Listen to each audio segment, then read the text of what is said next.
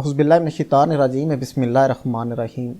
السلام علیکم ویورز، میں ہوں شفقات احمد اور آپ دیکھ رہے ہیں education for you. Country of the world series کو کنٹینیو کرتے ہوئے آج جس ملک کے بارے میں پڑھیں گے وہ ہے جرمنی۔ تو یہ جرمنی کا پارٹ 2 ہے۔ تو ویڈیو کے جانب بڑھنے سے پہلے آپ سے گزارش ہے کہ اگر ابھی تک آپ نے ہمارے چینل کو سبسکرائب نہیں کیا تو پہلے ہمارے چینل کو سبسکرائب کر لیں اور بیل آئیکن کو بھی پریس کر دیں تاکہ اس طرح کی انفارمیٹیو ویڈیوز آپ کو بر وقت ملتی رہیں۔ تو چلو دوستو سٹارٹ کرتے ہیں۔ سب سے پہلے اگر بات کی جائے جرمنی کے ہائیسٹ ملٹری ایوارڈ کی تو اس کا نام آئرن کراس ہے۔ جیسے پاکستان کا ہائیسٹ ملٹری ایوارڈ نشان حیدر ہے، اس طرح آئرن کراس سب سے بڑا فوجی اعزاز ہے جرمنی کا۔ اس کی اگر بڑی ایئر لائن کی بات کی جائے تو لیفتینزا سب سے بڑی ایئر لائن ہے جرمنی کی، اور یہ یورپ کی دوسری بڑی ایئر لائن ہے in term of passengers carried. تو پہلے نمبر پر جو ایئر لائن ہے اس کا نام رینائر ایئر لائن ہے جس کا تعلق آئرلینڈ سے ہے۔ برلن کے مین انٹرنیشنل ایئرپورٹ کی بات کی جائے تو اس کا نام ٹیجل ہے یا ٹیگل ہے۔ ٹرانسپیرنسی انٹرنیشنل کا تعلق بھی جرمنی سے ہے، تو اس کی جو بنیاد رکھی گئی تھی 1993 کو رکھی گئی تھی، اور اس کا ہیڈ کوارٹر بھی برلن میں ہے۔ برلن ہی کیپٹل ہے جرمنی کا اور اس کا سب سے بڑا شہر بھی ہے۔ تو اس کا جو مین کام ہے وہ گلوبل کرپشن کے خلاف لڑنا ہے۔ تو یہ کرپشن پر مختلف جو اس کے بیرومیٹر ہیں اور جو کرپشن پریسیپشن انڈیکسز ہیں یہ سال سال شائع کرتی رہتی ہے ٹرانسپیرنسی انٹرنیشنل۔ اگر نیوز ایجنسی کی بات کی جائے جرمنی کی تو اس کا نام DPA ہے۔ MAD اینڈ BND یہ 2 سیکرٹ ایجنسیز ہیں جن کا تعلق جرمنی سے ہے، اور جرمنی کی ایک سیکرٹ پولیس بھی ہے جس کا نام گیسٹیپو ہے، اور یہ ایک بہت ہی مشہور سیکرٹ پولیس ہے جس کا تعلق جرمنی سے ہے۔ اگر سب سے پہلی ہائیڈروجن پاور ٹرین کی بات کی جائے تو یہ بھی جرمنی نے ہی لانچ کی تھی، یہ 2016 میں لانچ کی گئی تھی جرمنی کے دوارا۔ یہ ایک PPSC کے پیپر میں پوچھا بھی گیا تھا کہ سب سے جو پہلی ہائیڈروجن پاور ٹرین تھی وہ کس نے لانچ کی تھی، تو اس کا جو کریکٹ آنسر تھا وہ جرمنی تھا، اور لوگ کافی زیادہ کنفیوز تھے۔ اگر جرمنی کے پارلیمنٹ کی بات کی جائے تو اس کا نام بندسریت یا بندسٹیگ ہے۔ اگر کچھ رینڈم فیکٹس کی بات کروں جو جرمنی کے متعلق ہیں تو جرمنی وہ پہلا ملک تھا جس نے اولڈ ایج پینشن انٹروڈیوس کروائی تھی، اور the Soviet media theory had its root in German ideology, اور راہائن ریور جو ہے یہ جرمنی میں بہتا ہے، اور جرمنی سے بہتا ہوا یہ نارتھ سی میں گرتا ہے۔ اگر آپ نے ہماری پہلی ویڈیو نہیں دیکھی تو وہ ویڈیو دیکھیں تو آپ کو پتہ چلے گا کہ جرمنی کو 2 سی لگتے ہیں، ایک نارتھ سی اور دوسرا بالٹک سی۔ تو راہائن ریور جو ہے وہ نارتھ سی میں جا کر گرتا ہے۔ جو کرنٹ چانسلر ہے جرمنی کی اس کا نام اینگلا مارکل ہے، یہ 2005 سے جرمنی کی چانسلر ہے، اور چانسلر ہیڈ آف سٹیٹ ہوتا ہے جرمنی میں۔ 2 ہی دنیا میں ایسے ملک ہیں جن کا ہیڈ آف سٹیٹ چانسلر ہوتا ہے، دونوں ہی یورپ کے ملک ہیں، ایک جرمنی ہے اور دوسرا آسٹریا ہے۔ ڈاکٹر علامہ محمد اقبال 1907 میں جرمنی کو روانہ ہوئے، اور انہوں نے میونخ یونیورسٹی سے اپنی جو ڈاکٹریٹ کی ڈگری تھی وہ مکمل کی، اور انہوں نے 1908 میں اپنی ڈگری مکمل کی۔ بلیک فارسٹ ایک مونٹینیس ریجن ہے جس کا تعلق جرمنی سے ہے، اور یہ جرمنی اور فرانس کے بارڈر میں واقع ہے، اور یہ کافی ڈینس اور اوور گرین فارسٹ ہے۔ اگر کیل کنال کی بات کی جائے تو اس کا تعلق بھی جرمنی سے ہے۔ کیل کنال کی لینگتھ 98 کلومیٹر ہے، تو اس کی جو کنسٹرکشن مکمل ہوئی تھی 1895 کو ہوئی تھی، لیکن بعد میں اس کو مزید وسیع کیا گیا۔ یہ کنیکٹ کرتی ہے 2 سمندروں کو، نارتھ سی کو اور بالٹک سی کو۔ بالٹک سی کو دنیا کا سب سے چھوٹا سمندر ہونے کا اعزاز بھی حاصل ہے۔ یہ دونوں جو سمندر ہیں ان کا بارڈر جرمنی کو لگتا ہے۔ اگر بات کی جائے پرنٹنگ پریس کے انوینٹر کی تو ان کا نام جیونس گیوٹنبرگ ہے جن کا تعلق بھی جرمنی سے تھا، تو انہوں نے انقلاب برپا کر دیا تھا جب انہوں نے پرنٹنگ پریس انوینٹ کیا تھا۔ تو اڈالف ہٹلر کی بات کی جائے جرمنی کا تعلق ہٹلر کے بغیر مکمل ہی نہیں ہوتا، تو ہٹلر کی جو پیدائش تھی وہ 20 اپریل 1889 کو ہوئی تھی، اور ان کی جو وفات تھی وہ 30 اپریل 1945 کو ہوئی تھی۔ تو یہ نازی پارٹی کے لیڈر تھے، اور یہ 1933 میں جرمنی کے چانسلر بنے، اور ان کی ڈکٹیٹرشپ کے دوران ہی دوسری جنگ عظیم سٹارٹ ہوئی تھی۔ جب جرمنی نے پولینڈ پر حملہ کیا تھا تو اس وقت ہی جنگ عظیم دوم کا آغاز ہو گیا تھا، اور جرمنی نے پولینڈ پر 1 سپتمبر 1939 کو حملہ کیا تھا۔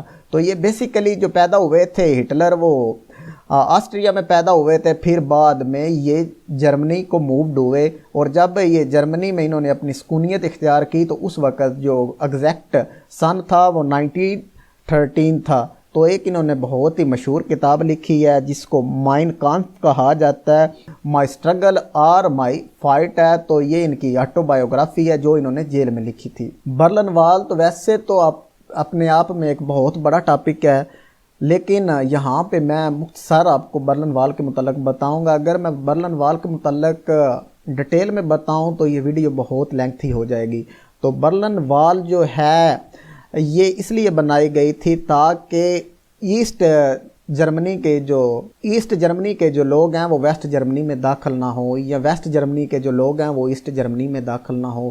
تو یہ برلن کو 2 حصوں میں ڈیوائیڈ کرتی تھی، اور اس کی جو کنسٹرکشن سٹارٹ ہوئی تھی یا یہ جب بنائی گئی تھی تو اس وقت جو سن تھا وہ 1961 تھا، اور یہ جب گرائی گئی تھی تو اس وقت سن تھا وہ 1989 تھا۔ تو construction of wall was commenced by the East Germany, تو ایسٹ جرمنی نے یہ کنسٹرکشن سٹارٹ کی تھی 13 اگست 1961 کو۔ دی وال کٹ آف ویسٹ برلن، تو یہ ویسٹ برلن کو جدا کرتی تھی کس سے؟ ایسٹ جرمنی سے، اور ایسٹ برلن سے ویسٹ برلن کو جدا کرتی تھی۔ دی برلن وال بارڈر تھا ایسٹ جرمنی اور ویسٹ جرمنی کے درمیان، اور it came to physically symbolic the iron curtain that separated western Europe and eastern bloc during the cold war era. تو 1945 اور 1991 کے درمیان کا جو ایرا ہے اسے کولڈ وار ایرا کہتے ہیں۔ اس میں دنیا 2 بلاکس میں ڈیوائیڈ ہو گئی تھی، ایسٹرن بلاک اور ویسٹرن بلاک۔ یہ جو برلن وال تھی یہ بیسیکلی ایک سمبولک کرٹین تھا۔ تو بٹوین 1961 اینڈ 1989 تو تقریباً 1 لاکھ کے قریب جو لوگ تھے جنہوں نے اس دیوار کو پھلانگنے کی کوشش کی، ان میں سے 5000 کے قریب لوگ تو کامیاب بھی ہو گئے، لیکن کچھ لوگ اپنی جانوں سے گئے۔ اگر ان کے رینڈم فیکٹس کی بات کی جائے تو تقریباً 136 سے لے کر 200 تک لوگ تھے جو یہ وال عبور کرتے ہوئے اپنی جان سے ہاتھ دھو بیٹھے۔ پھر ہوا کیا، ان 1989 کو کچھ ریولیوشن سٹارٹ ہوئی ایسٹرن بلاک میں، جس میں پولینڈ تھا اور ہنگری۔ پھر اس کا اثر ایسٹ جرمنی میں بھی ہوا، تو ایسٹ جرمنی میں بھی ریولیوشن سٹارٹ ہو گئی۔ تو یہ جو سول انریسٹ تھا یہ سٹارٹ ہی تھا، تو after several weeks of civil unrest, تو یہ جو بدامنی تھے اس کے کافی ہفتوں بعد ایسٹ جرمن گورنمنٹ اناؤنسڈ، تو ایسٹ جرمنی کی جو گورنمنٹ تھی اس نے اناؤنس کیا، یہ اناؤنسمنٹ ہوئی تھی 9 نومبر 1989 کو، that all GDR citizen could visit West Germany and West Berlin. تو اس کے ساتھ ہی تو یہ دیوار گرانے کا کام آفیشلی سٹارٹ ہوا تھا جون 1990 کو، تو یہ مکمل طور پر گرائی گئی تھی نومبر 1991 کو۔ تو اس وال کے گرنے کے ساتھ ہی جو ایسٹ جرمنی اور ویسٹ جرمنی وہ دوبارہ سے ایک ملک بن گیا، اور یہ ایک تاریخی دن تھا جرمنی کے لیے۔ یہ جو واقعہ ہے یہ 3 اکتوبر 1990 کو پیش آیا تھا۔ اگر البرٹ آئنسٹائن کی بات کی جائے تو ان کا تعلق بھی جرمنی سے تھا، اور ان کی جو پیدائش ہے 1879 اور ان کی جو وفات ہے 1951۔ تو یہ بیسیکلی فزکس کے ماہر تھے، اور یہ اپنی جو مشہور زمانہ ایکویشن ہے جسے میس انرجی ایکویشن کہا جاتا ہے، جس کا فارمولہ ہے E=mc²، تو اس ایکویشن کی وجہ سے البرٹ آئنسٹائن بہت مشہور ہیں۔ تو ان کو فزکس میں نوبل انعام بھی دیا گیا، یہ انعام ان کو دیا گیا تھا 1921 کو۔ کارل مارکس کا تعلق بھی جرمنی سے تھا، تو ان کی جو پیدائش ہے وہ 1818 کی ہے، اور ان کی جو وفات ہے وہ 1883 کی ہے۔ تو یہ فلاسفر کے ساتھ ساتھ ماہر इकनॉमिक्स भी थे, हिस्टोरियन भी थे और जर्नलिस्ट भी थे।